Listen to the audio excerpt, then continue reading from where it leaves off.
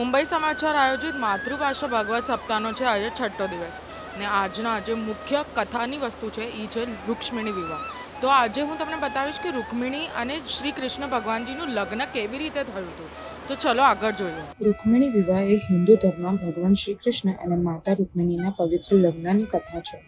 રૂક્મિણી એ લક્ષ્મીજીનો અવતાર માનવામાં આવે છે અને તેઓ શ્રી કૃષ્ણની મુખ્ય પત્ની હતા. રૂક્મિણી વિદર્ભના રાજા ભીષ્મકની પુત્રી હતી.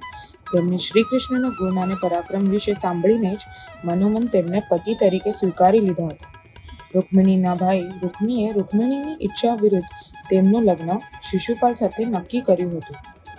રૂક્મિણીએ કૃષ્ણ ભગવાનને એક પત્ર લખીને તેમની સાથે વિવાહ કરવાની અને શિશુપાલ સાથેના લગ્નમાંથી બચાવવા વિનંતી કરી હતી.